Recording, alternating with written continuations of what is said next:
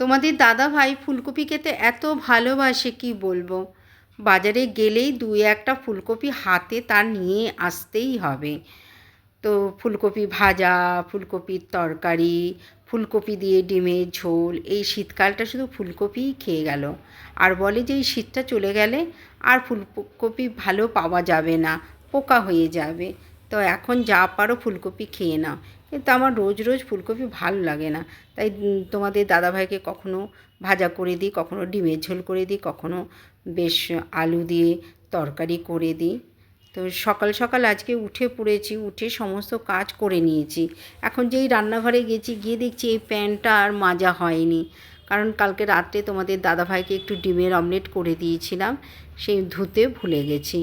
তো এখন রান্না যেই করতে গেছি, হঠাৎ দেখি এটা ধোয়া হয়নি, আবার এটা ধুতে বসলাম। রিতার খুঁটিনাটিতে সকলকে অনেক অনেক স্বাগত। আশা করি তোমরা ভালো আছো, সুস্থ আছো। আমিও তোমাদের ভালোবাসায় খুবই ভালো আছি। তাই সকালের তো সমস্ত কাজ হয়ে গেছে। এখন তোমাদের দাদাভাই অফিসে যাবে, একটু রান্না করে দেবো তোমাদের দাদাভাইকে। তারপরে বাকি রান্নাটা পরে করে নেব। সকালবেলা একটু খাওয়া দাওয়া করে বাকি রান্না আবার করব। তাই দেখো খেয়ে দিয়ে তোমাদের দাদাভাই চলে গেল, আমিও অল্প কিছু খেয়ে নিলাম, নিয়ে এবার রান্নাঘরে চলে এলাম। তো আজকে দেখো বেশ ভালো করে ফুলকপির তরকারিটা করতে হবে। তোমাদের দাদাভাইকে দুটো ভেজে দিয়েছি, খেয়ে চলে গেছে। তো এখন তরকারিটা করব, কারণ এত সকাল সকাল না তরকারিটা ভালো হয় না, তাড়াহুড়ো করে করলে না ফুলকপির তরকারি বেশ রসিয়ে কষিয়ে করলে ভালো লাগে। তাই সমস্ত কেটে কুটে নিয়েছি, এবার সুন্দর করে গুছিয়ে করব। আর তোমাদের দাদাভাই রাত্রে এসে খাবে, কারণ সকালে তাড়াহুড়ো করে ভালো হবে না, সেই জন্য তোমাদের দাদাভাইকে দিয়ে নিই। একটু ফুলকপি তরকারি যে ভাজা ছিল ওখান থেকে একটু দিলাম, আর একটু ডাল দিলাম, খেয়ে চলে গেল। আর এখন আমি বেশ সুন্দর করে টমেটো দিয়ে, কড়াইশুঁটি দিয়ে, বেশ নতুন আলু দিয়ে ফুলকপি আলুর তরকারি করে নিলাম। দাদা বেশ ভালো লাগে। আর একটু দিয়ে ধনে পাতা দিয়ে দিলেও ভালো লাগে।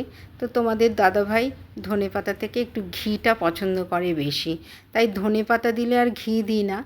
আর আজকে একটু ঘি দেবো, ধনে পাতা আর দেবো না, নামাবার আগে একটু ঘি দিয়ে দেবো।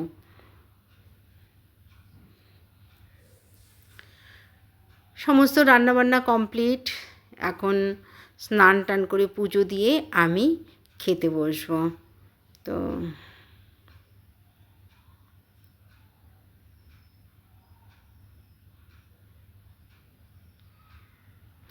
ভাত নিয়ে বসে পড়লাম। তো সকাল সকাল ভাতটা করেছি বলে একটু গরম করে নিলাম।